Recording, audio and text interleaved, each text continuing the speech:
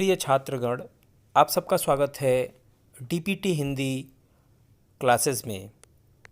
आज मैं आपके सामने हिंदी गद्य साहित्य का इतिहास से 100 अति महत्वपूर्ण वस्तुनिष्ठ प्रश्न लेकर उपस्थित हुआ हूँ, जो सामान्य हिंदी के विद्यार्थी हैं और जो साहित्यिक हिंदी के विद्यार्थी हैं, दोनों लोगों के लिए बहुत ही महत्वपूर्ण है। आपकी परीक्षा 24 अप्रैल 2021 को प्रस्तावित है और आपके स्क्रीन पे लिखा हुआ है कि प्रश्न आने की 100% गारंटी है। तो जी हाँ, आप इस गद्य साहित्य के 100 अति महत्वपूर्ण प्रश्नों को एक बार देखिए। इसके बाद से 15 मार्च को मैं आपको 10 प्रश्नों का संग्रह दूंगा गद्य में, जिसमें से 5 नंबर आपको बड़े आराम से मिल जाएगा। 5 प्रश्न आता है गद्य में। पहले आप इस 100 प्रश्नों को पढ़िए, इसके बाद से पुनः मैं आपको 10 प्रश्नों का संग्रह दूंगा, जो आपके बोर्ड के लिए अति महत्वपूर्ण होगा। विगत वर्षों का जो मेरा व्यक्तिगत अनुभव रहा है, वह अनुभव मैं आपके सामने यूट्यूब के माध्यम चैनल के माध्यम से मैं शेयर करूंगा। मैं जो जीवन परिचय बताऊंगा, आप एक बार रिस्क उठा के मेरी बात पे ध्यान रखिए और उसको पढ़ने का प्रयास करिए। जो मैं जीवन परिचय बताऊंगा, जो मैं व्याख्या बता रहा हूँ, जो मैं आपको गद्य और पद्य में जो मैं प्रश्न दे रहा हूँ, एक बार ज़रूर देखने का प्रयास करिए। जब परीक्षा होगा तो परीक्षा के बाद से जो आपको प्रश्न पत्र मिलेगा और ये मेरे द्वारा बताया हुआ जो आप प्रश्न है, आप जब इसको मिलाएंगे तब आपको शायद मेरी बातों पे विश्वास होगा। इसीलिए मैंने लिखा है कि प्रश्न आने की 100% गारंटी है। तो आइए अब चलते हैं हम सीधे हिंदी गद्य साहित्य का जो 100 अति महत्वपूर्ण प्रश्नों का संग्रह है, अब उस पर देखते हैं।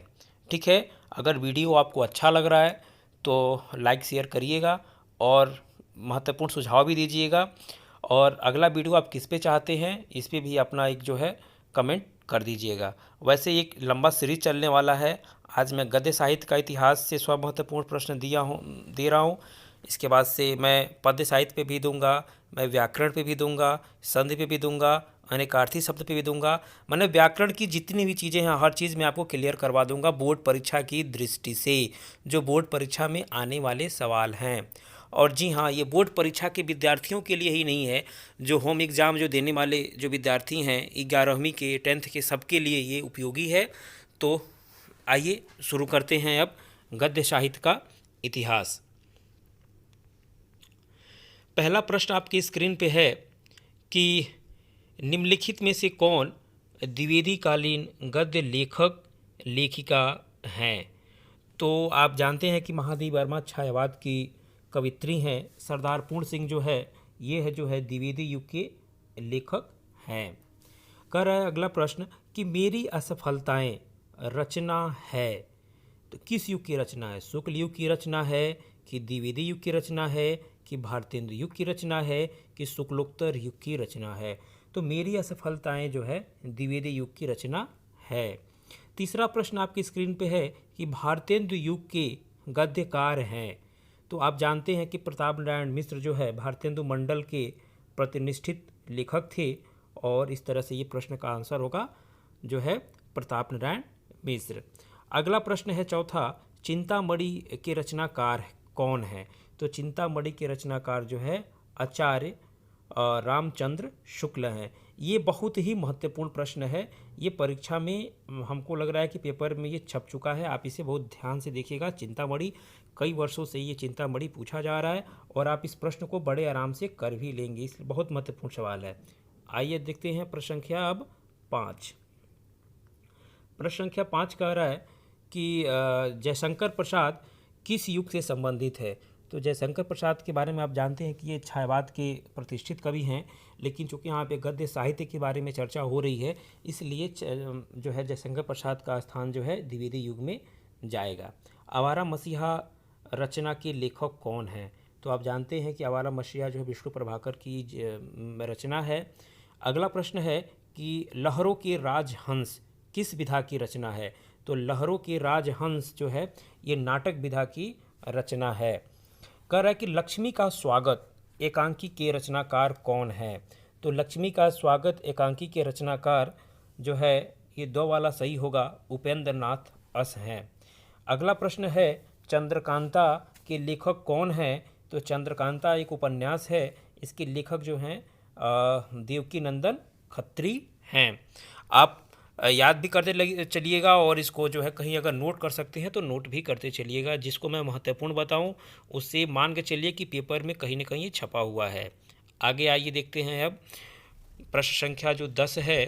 प्रश्न संख्या 10 कह रहा है कि प्रेमचंद्र का उपन्यास है तो कौन सा है? तो आप जानते हैं कि प्रेमचंद्र का उपन्यास जो है ये गोदान है। ये बहुत ही महत्वपूर्ण प्रश्न है, ये पेपर में आ सकता है, इस पे आप विशेष ध्यान दीजिएगा कि प्रेमचंद्र का जो है वो गोदान है। कह रहा है कि डॉक्टर हरिवंश राय बच्चन की रचना है। डॉक्टर हरिवंश राय बच्चन की रचना कौन है? 4 ऑप्शन दिया है, मैं चारों ऑप्शन पढ़ूंगा नहीं, सिर्फ जो आंसर है मैं सीधे आंसर पढ़ूंगा। तो इसमें इसका आंसर होगा क्या भूलूं का याद करूं, ये इनकी रचना है। कह रहा कि नील देवी किस विधा की रचना है? तो नील देवी जो है वह नाटक विधा की रचना है। आइए अब आगे देखते हैं प्रश्न संख्या 13। कह रहा है प्रश्न संख्या 13 में कि हिंदी एकांकी का जनक माना जाता है। तो हिंदी एकांकी का जनक किसे माना जाता है? तो आप कक्षा 9th में पढ़े होंगे एकांकी विधा, तो डॉक्टर राम कुमार वर्मा को माना जाता है। कह रहा है हिंदी का प्रथम उपन्यास किसने लिखा? तो हिंदी का प्रथम उपन्यास परीक्षा गुरु है, जिसे लाला श्रीनिवास दास ने लिखा था। प्रश्न संख्या 15 है कि मैला आंचल उपन्यास के लेखक हैं। तो इसका 2 वाला ऑप्शन सही है, इसके रेणु जी हैं, फणीश्वर नाथ रेणु हैं। कह रहा कि भारतेंद्र युग के निबंधकार हैं। तो ये प्रश्न पहले भी आ चुका है कि भारतेंद्र युग के निबंधकार कौन है? तो भारतेंद्र युग के निबंधकार जो है प्रताप नारायण मिश्र हैं। यह प्रश्न बहुत ही महत्वपूर्ण है, इसे आप विशेष करके देखिएगा। अगला प्रश्न है कि आधुनिक काल की महिला कहानीकार हैं। तो आप जानते हैं कि ये मन्नू भंडारी हैं, राजेंद्र यादव की पत्नी है मन्नू भंडारी। ये इसकी जो है आपका बंटी भी इन्हीं की रचना है, महाभोज भी इन्हीं का रचना है, मन्नू भंडारी का। आइए देखते हैं प्रश्न संख्या 18। प्रश्न संख्या 18 कह रहा है कि छायावत्तर युग के कहानीकार हैं। तो कौन है? आप जानते हैं कि ये जयशंकर प्रसाद हैं, ये जयनंद कुमार हैं, किशोरीलाल गोस्वामी है नहीं, प्रेमचंद्र है नहीं, बालकृष्ण भट्ट है नहीं। तो छायावतर यानी छायावाद के बाद का जो युग है उसके कह रहा है कौन है? तो वो जयनेंद्र कुमार हैं। गोरा बादल के लेखक है, ये आप जानते हैं गोरा बादल के लेखक जो है जटमल हैं। और अगला प्रश्न है कुटज निबंध संग्रह के लेखक हैं। तो कुटज आपके पाठ्यक्रम में है और आप इसे विशेष करके देखिएगा, हजारी प्रसाद द्विवेदी हैं। यह प्रश्न बहुत ही महत्वपूर्ण है। कह रहा है कि दीप जले शंख बजे विधा है, कौन सी विधा है? तो प्रिय विद्यार्थी ये संस्मरण है। ठीक, अब कह रहा है कि पुरस्कार कहानी किस युग से संबंधित है? तो पुरस्कार कहानी जो है शुक्ल युग से संबंधित है। और आप जानते हैं पुरस्कार के रचनाकार कौन हैं? तो जयशंकर प्रसाद हैं। आइए देखते हैं प्रश्न संख्या 23। प्रश्न संख्या 23 कह रहा है कि कानों में कंगना किस विधा की रचना है? तो कानों में कंगना जो है कहानी विधा की रचना है। ये नेट के पाठ्यक्रम में भी रखा गया है। इंदुमती कहानी के लेखक हैं। तो इंदुमती कहानी के लेखक आप जानते हैं कौन है? इंदुमती कहानी के लेखक जो है किशोरीलाल गोस्वामी हैं। ये प्रश्न बहुत ही महत्वपूर्ण है, इसे आप विशेष करके देखने का प्रयास करिएगा कि जो है किशोरीलाल गोस्वामी हैं। ठीक, उसने कहा था किसकी रचना है? तो उसने कहा था जो है ये कहानी है चंद्रधर शर्मा गुलेरी की। ये फ्लैशबैक में लिखी हुई कहानी है, आज़ादी के समय, ये प्रथम विश्व युद्ध से संबंधित ये कहानी है। ठीक, अब आते हैं प्रश्न संख्या 26। प्रश्न संख्या 26 कह रहा है कि हिंदी का प्रथम यात्रा वृत्तांत कौन है? तो आप जानते हैं कि हिंदी का प्रथम यात्रा वृत्तांत जो है सरयू पार की यात्रा है। और सरयू पार की यात्रा किसका है? तो बाबू भारतेंदु हरिश्चंद्र की रचना है। अभी इसके पहले भी आया था कि आवारा मसीहा किसकी रचना है? तो हम लोग पढ़े थे आवारा मसीहा जो है विष्णु प्रभाकर की रचना है। अब यहाँ ये प्रश्न पूछ रहा है कि आवारा मसीहा किस विधा की रचना है? तो आवारा मसीहा जो है जीवनी विधा है। और ये भी प्रश्न बहुत ही महत्वपूर्ण है, इस प्रश्न को आप बहुत अच्छे से ध्यान रखिएगा, ये कई बार बोर्ड परीक्षा में पूछा गया है। अगला प्रश्न कह रहा है कि डॉक्टर नागेंद्र प्रसिद्ध है, किस लिए प्रसिद्ध हैं? तो आलोचना के लिए प्रसिद्ध हैं।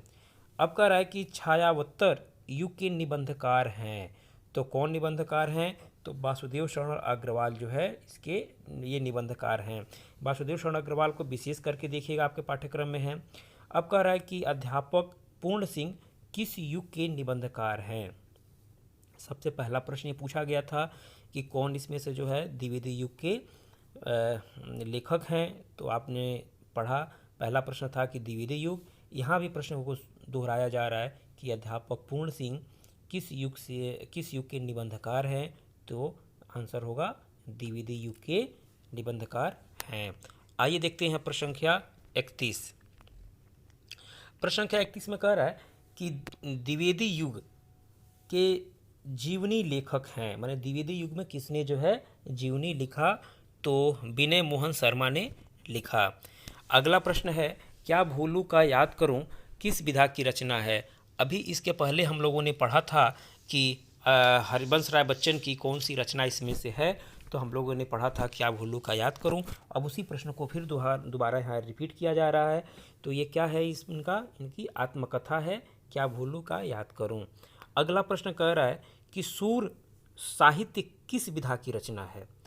तो सूर साहित्य जो है ये आलोचना विधा की रचना है।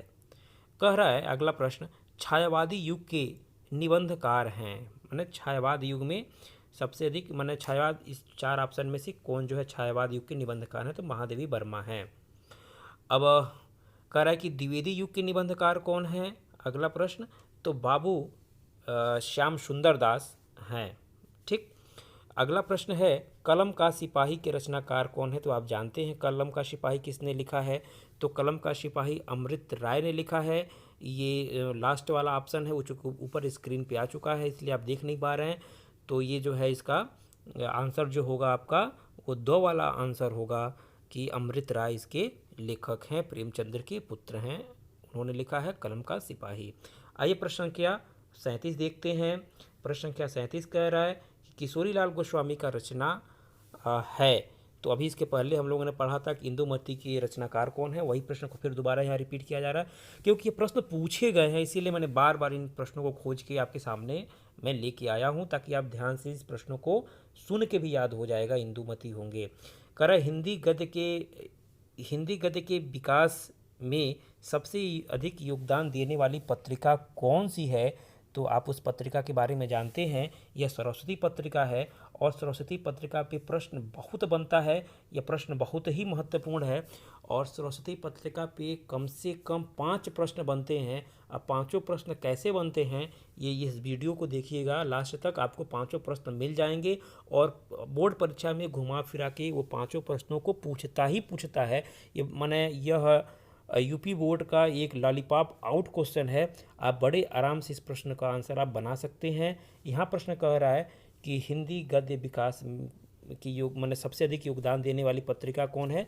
तो सरस्वती पत्रिका है। अब आगे जो प्रश्न पूछा जाएगा उस पर देखा जाएगा। ये आपको समझिए कि आपको ये पेपर में छप चुका है, इस तरीके से आप इसको अध्ययन करिएगा। अगला है कि भगवान महावीर एक इंटरव्यू नामक काल्पनिक भेंट वार्ता के लेखक कौन है?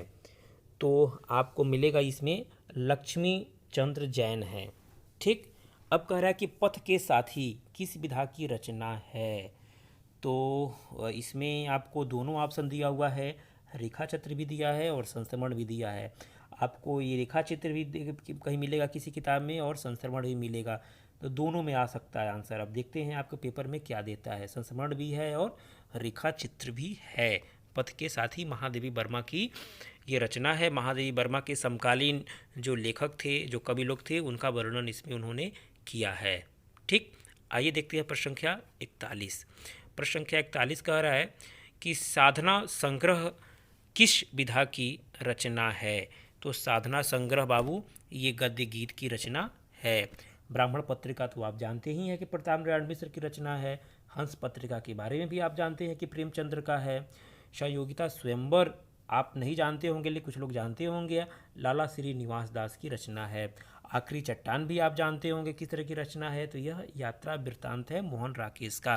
अब कह रहा है कि प्रश्न संख्या 46, प्रश्न संख्या 46 देख लें। कह रहा है कि चाँद, प्रभा और प्रताप पत्रिकाएं किस युग से संबंधित हैं, तो ये सारी पत्रिकाएं जो है शुक्ल युग से संबंधित हैं। अगला प्रश्न कह रहा है कि पागल पथिक किस विधा की रचना है, तो पागल पथिक गद्य गीत की माने विधा है। रंगभूमि उपन्यास के लेखक कौन है, तो प्रेमचंद्र हैं रंगभूमि के। इसके प्रसिद्ध पात्र जो है सूरदास हैं। कह रहा है कि महादेवी वर्मा का महादेवी वर्मा की संस्मरण रचना है, तो महादेवी वर्मा की जो संस्मरण रचना है वो जो है पथ के साथी है। ठीक, अभी पथ के साथी उसके पहले आया था, तो मैंने बताया था कि रेखा चित्र भी होगा और उनका ये संस्मरण भी होगा। अगला प्रश्न है साहित्य संदेश पत्रिका के जो है संपादक कौन है, तो बाबू गुलाब राय हैं। अगला प्रश्न कह रहा है गुनाहों का देवता किस विधा की रचना है, तो ये उपन्यास है धर्मवीर भारती का। बहुत ही बेहतर उपन्यास है। अगर आप परीक्षा बोर्ड परीक्षा में जब दे लीजिएगा तो मेरा ये आपसे सबसे रिक्वेस्ट है कि इस उपन्यास को ज़रूर आप पढ़िएगा, क्योंकि आप बोर्ड परीक्षा देने के बाद आप कॉलेज में जाएंगे, विश्वविद्यालयों में जाएंगे, तो आपको बड़ा एक अच्छा तरीके का जो है विश्वविद्यालय परिवेश की एक जो है कहानी उसमें है, आप उसको पढ़िएगा ज़रूर। आइए आते हैं प्रश्न संख्या 52 पे। कह रहा कि अहम ब्रह्मास्त्र कहानी के लेखक कौन हैं, तो ये हैं भीष्म शाहनी हैं। अगला प्रश्न कह रहा है कि खड़ी बोली गद्य का प्रारंभ किस कृति से माना जाता है, तो इसे चंद छंद वर्णन की महिमा से माना जाता है, क्योंकि ऑप्शन के हिसाब से जो दिया है उसी हिसाब से मैं बता रहा हूँ। अगला प्रश्न है खड़ी बोली में व्यवस्थित भाषा का प्रयोग सबसे पहले किसने किया, तो इसमें आएगा आपका राम प्रसाद निरंजनी ने किया। आइए देखते हैं प्रश्न संख्या 55 प्रश्न कह रहा है कि आधुनिक गद्य का जनक किसे माना जाता है, या हिंदी गद्य खड़ी बोली का जन्मदाता किसे माना जाता है, तो आप जानते हैं बाबू भारतेंदु हरिश्चंद्र हैं। अगला प्रश्न है नासिकेतोपाख्यान के लेखक कौन है, तो ये जो हैं आपके सदल मिश्र हैं। अगला प्रश्न कह रहा है कि रानी केतकी की कहानी के रचनाकार कौन है, तो ये जो है मुंशी इंसा उल्लाह खां हैं। अगला कह रहा है कि 84 वैष्णों की वार्ता के रचनाकार कौन है, तो ये आपकी किताब में कहीं मिलेगा विठल नाथ, कहीं कुछ मिलेगा, इस पर बहुत विवाद कुछ स्पष्ट नहीं है, लेकिन गोकुल नाथ हैं। ये भी प्रश्न बहुत महत्वपूर्ण है, बोर्ड एग्जाम में कई बार ये पूछा गया सवाल है। ठीक, आइए अब आगे आते हैं। अगला कह रहा है कि वर्ण रत्नाकर का रचना काल है, वर्ण रत्नाकर कब रचना किया गया, तो 14वीं शताब्दी में इसकी रचना हुई। भारतेंदु से पूर्व के लेखक हैं, तो भारतेंदु से पूर्व लेखक कौन है, तो सदा सुखलाल हैं। कह रहा है कि महावीर प्रसाद द्विवेदी लेखक हैं, तो किस युग के लेखक हैं, तो आप जानते हैं कि द्विवेदी युग के लेखक हैं। ये भी सवाल पूछा जाता है, बहुत महत्वपूर्ण सवाल है कि जो है द्विवेदी युग जो है किसके नाम पे पड़ा, तो महावीर प्रसाद द्विवेदी के नाम पर पड़ा। अगला प्रश्न है अष्टयाम के रचनाकार कौन है, तो ये हैं नाभादास हैं। अब कह रहा अगला प्रश्न कि छायावत्तर युग का आरंभ कब से माना जाता है, मतलब कि छायावाद का प्रारंभ कब से माना जाता है, तो आप जानते हैं कि छायावत्तर माने छायावाद का जब अंत होता है, तो 1936 के बाद 1936 से ही जो है छायावत्तर का प्रारंभ माना जाता है। अगला प्रश्न है कि नागरिक प्रचारणी सभा की स्थापना निम्नलिखित लेखकों में से किसका योगदान नहीं है, देखिएगा ध्यान से, नहीं पूछा है, योगदान नहीं पूछा है कि, तो इसमें होगा कि नागरिक प्रचारणी सभा में निम्नलिखित में से किसका योगदान नहीं है, तो इसमें आचार्य रामचंद्र शुक्ल का योगदान नहीं है, बाकी ने सब लोगों ने योगदान किया था। आचार्य रामचंद्र शुक्ल ने इसका योगदान इसमें नहीं है, क्योंकि नहीं पूछा है इसीलिए ये प्रश्न में जाएगा आचार्य शुक्ल जी का। ठीक, श्याम सुंदर दास तो इसकी मन थी ही जो इसमें। अब कह रहा है कि फोर्ट विलियम कॉलेज की स्थापना किसने की? तो फोर्ट विलियम कॉलेज की स्थापना जो है कहाँ हुआ था? तो कलकत्ता में हुआ था। कह रहा है कि राजा भोज के जो है लेखक हैं तो राजा शिव प्रताप सितारे हिंद हैं। ठीक, आइए अब अगला प्रश्न देखते हैं। अगला प्रश्न कह रहा है कि भारत की राष्ट्रभाषा हिंदी किस बोली से बनी है? तो आप सब लोग जानते हैं कि अवधि से बना नहीं है, ब्रज से बना नहीं है, ये खड़ी बोली से बना है। ये अंधेर नगरी के रचनाकार है। बहुत ही महत्वपूर्ण सवाल है, ये पेपर में आ सकता है। तो किसकी रचना है आप जानते हैं? तो भारतेंदु हरिश्चंद्र की रचना है। लहरों के राजहंस के लेखक कौन है? तो मोहन राकेश हैं। भारत दुर्दशा के लेखक कौन है? तो भारतेंदु हरिश्चंद्र हैं। यह भी प्रश्न बहुत ही महत्वपूर्ण है। नाटक विधा पर आधारित रचना नहीं है। 4 ऑप्शन दिया हुआ है, इसमें से कौन जो है नाटक विधा पर आधारित नहीं है? तो अपना अपना भाग्य। ठीक, अब कह रहा है कि अशक उपनाम से कौन जो है लिखते थे? अशक उपनाम से, तो नीचे थोड़ा सा कटा हुआ है, मैं ऊपर लेके आता हूँ। इसका आंसर जो होगा ये होगा उपेंद्रनाथ अश्य हैं। अशक लिखते हैं उपनाम से। अब कह रहा है हिंदी का प्रथम मौलिक उपन्यास कौन सा है? ये प्रश्न पहले भी आ चुका है, ये कई बार ये पूछा जा रहा है। ये बोर्ड परीक्षा की दृष्टि से ये बहुत ही महत्वपूर्ण है, कई तरीके से पूछा जाता है ये। तो इस प्रश्न को आप बहुत बारीकी से देखिएगा, बहुत ध्यान से देखिएगा, वैसे परीक्षा में आएगा तो आप लोग इसको बना ले जाएंगे, मुझे पूरा उम्मीद है। ठीक, अगला प्रश्न है कि शेखर एक जीवनी के लेखक कौन है? तो ये अज्ञेय हैं। सच्चिदानंद हीरानंद वात्स्यायन अज्ञेय हैं, आपके पाठ्यक्रम में हैं भी। अगला प्रश्न कह रहा है कि डॉक्टर हजारी प्रसाद द्विवेदी कृत बाण भट्ट की आत्मकथा किस विधा की रचना है? तो ये बाबू उपन्यास विधा की रचना है। एक कह रहा है कि परीक्षा गुरु के लेखक कौन है? फिर देखिए परीक्षा गुरु के लेखक कौन है, फिर इस प्रश्न को रिपीट कर रहा है, ये बार बार प्रश्न पूछा जा रहा है। यहाँ देखिए पूछा है मौलिक उपन्यास, फिर देखिए यहाँ पे पूछा जाएगा परीक्षा गुरु। ये प्रश्न बहुत ही महत्वपूर्ण है, इस प्रश्न को इसीलिए मैंने यहाँ महत्वपूर्ण लगाया है। लाला श्री निवास दास हैं। कह रहा है कि उपन्यास विधा पर आधारित रचना है। कौन जो है रचना है, कौन ऐसी रचना है जो उपन्यास विधा पर लिखी गई है? तो आप जानते हैं यहाँ पे स्कंदगुप्त नहीं है, अशोक के फूल नहीं है, चिंतामणि यहाँ है, तो गोदान होगा। ठीक, ये भी प्रश्न महत्वपूर्ण है। अगला प्रश्न देखते हैं। अगला प्रश्न कह रहा है कि तपोभूमि की रचना किस विधा में की गई है? तपोभूमि। ठीक, तो तपोभूमि जो है आप जानते हैं ये किस विधा में की गई है? तो इसका जो है ये उपन्यास में किया गया है। अगला कह रहा है कि राग दरबारी के लेखक कौन हैं? तो राग दरबारी के जो लेखक हैं राग दरबारी किस विधा की रचना है? तो यह उपन्यास विधा की रचना है। अगला कह रहा है कि उपन्यास सम्राट माने जाते हैं। तो उपन्यास सम्राट कौन माने जाते हैं? तो प्रेमचंद्र माने जाते हैं। फणीश्वरनाथ ऋण की रचना है। कौन सी रचना है? तो मैला आंचल इनकी रचना है। अगला प्रश्न कह रहा है कि छैवत्तर गद्य काल की रचना है। तो कौन है? तो रानी नागफनी की कहानी, ये जो है छैवत्तर गद्य की रचना मानी जाती है। आगे आइए, अगला प्रश्न है। ये प्रश्न देखिए फिर से आ गया, उसने कहा था पूछा गया था, फिर यहाँ इस प्रश्न को पूछा जा रहा है कि चंद्रधर शर्मा की कहानी, चंद्रधर शर्मा गुलेरी की कहानी है, उसने कहा था। देखिए कई बार 2016 में भी पूछा गया है। ये भी सवाल आपकी परीक्षा के लिए बहुत ही महत्वपूर्ण है, इसे भी आप ध्यान से देखिएगा। अगला कह रहा है कि विधा की दृष्टि से वोल्गा से गंगा, ये कौन है? आपके पाठ्यक्रम में है राहुल संकीर्तन, इसलिए थोड़ा सा इसको आप विशेष करके देखिएगा। कहानी संग्रह है राहुल संकीर्तन का। अगला प्रश्न कह रहा है कि कन्यादान निबंध के लेखक कौन है? तो कन्यादान निबंध के लेखक जो हैं डॉक्टर संपूर्णानंद हैं। अब कह रहा है कि चिद्विलास के लेखक कौन है? तो डॉक्टर संपूर्णानंद हैं।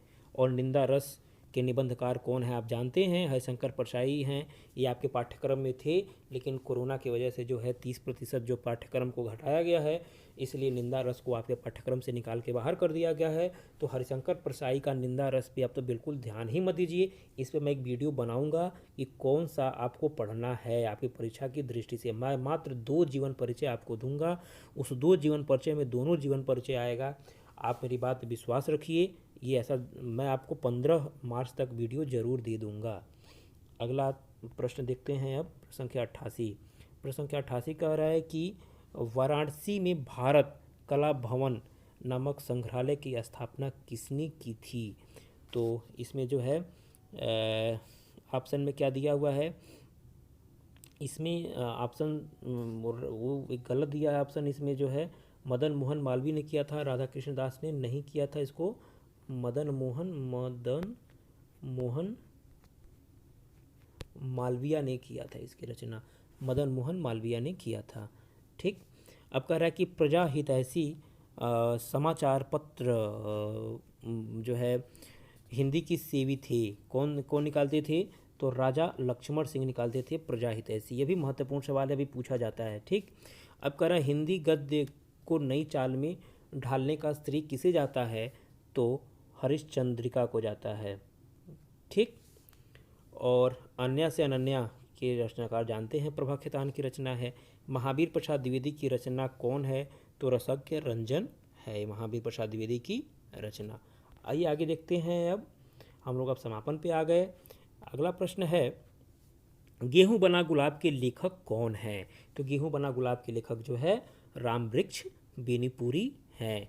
अगला प्रश्न कह रहा है कि अशोक के फूल कौन है, तो आप जानते ही अशोक के फूल हजारी प्रसाद द्विवेदी हैं। अगला प्रश्न कह रहा है कि बेईमान की परत के रचनाकार कौन है, तो ये जो है हरिशंकर परसाई का सब ये जो है व्यंग्यात्मक रचना है।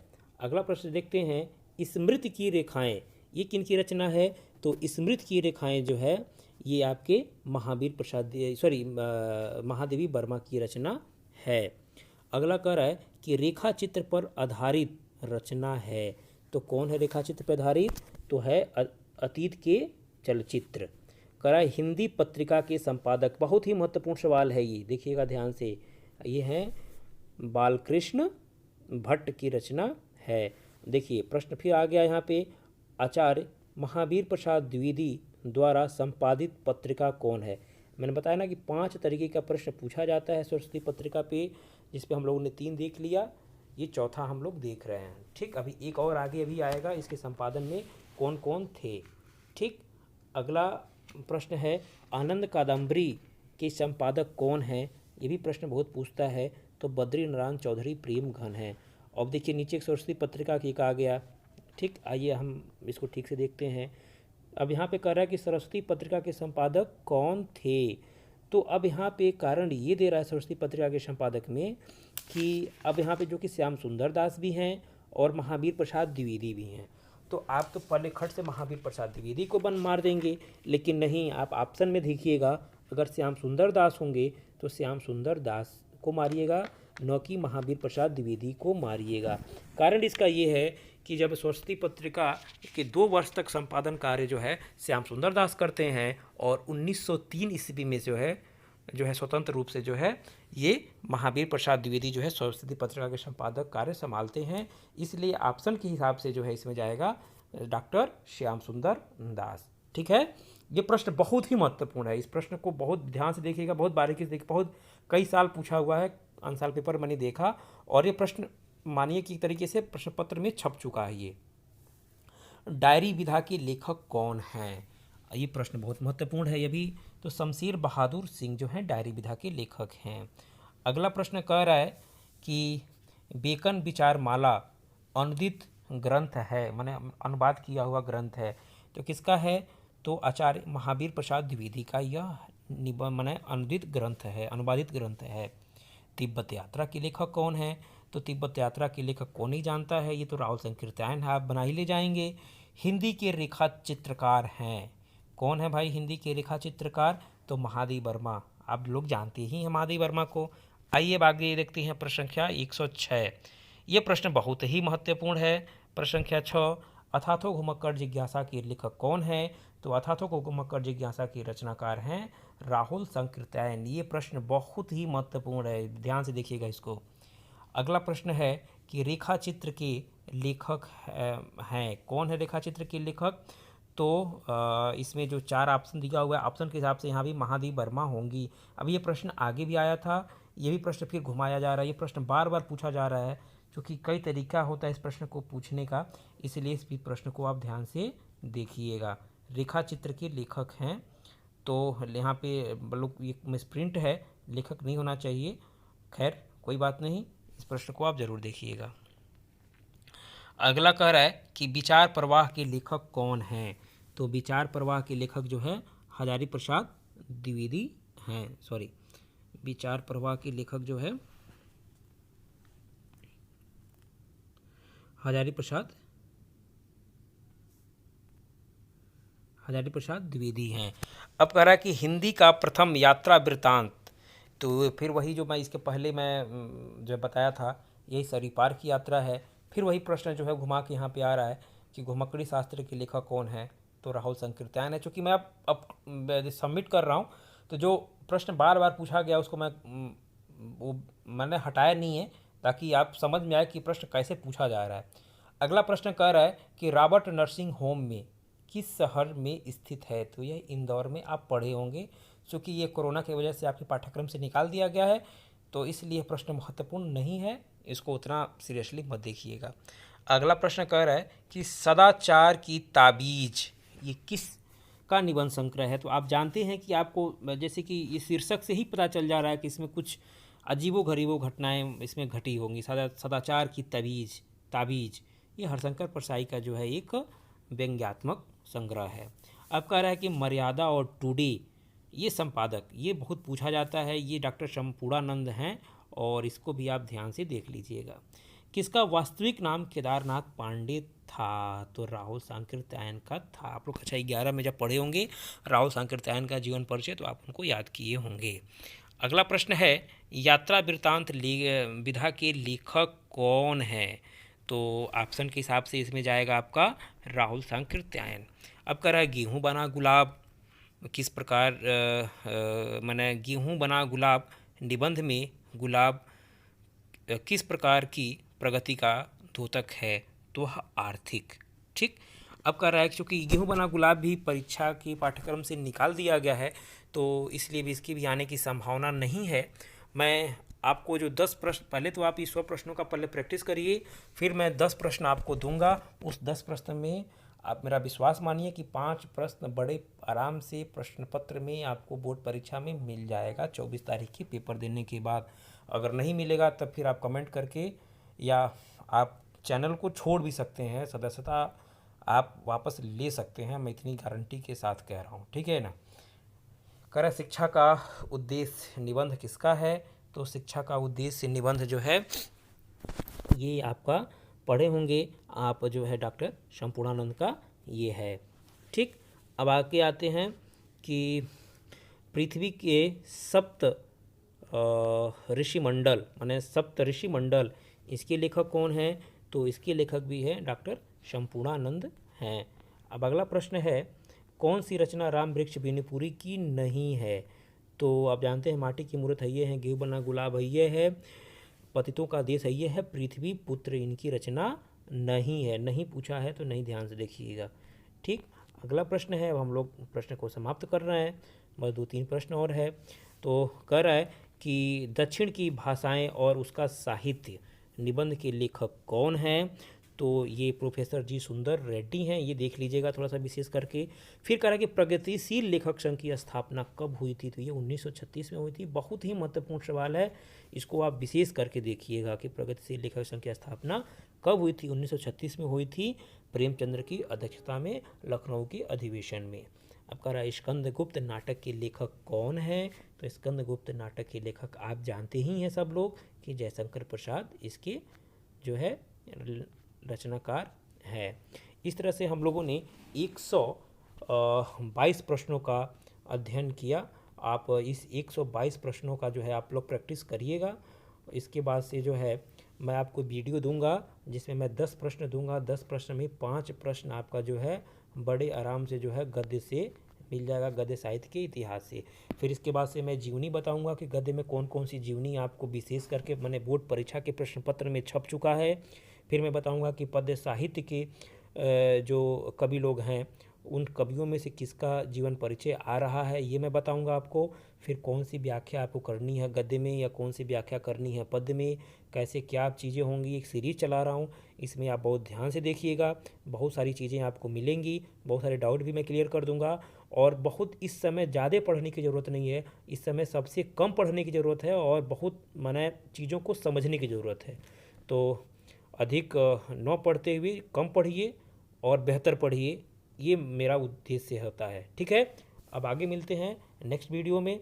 वीडियो अगर अच्छा लगा तो लाइक करिएगा, सब्सक्राइब करिएगा, और कहीं कुछ अगर आपको गलती दिखा तो अपना सुझाव कमेंट करके ज़रूर दीजिएगा। बहुत बहुत धन्यवाद।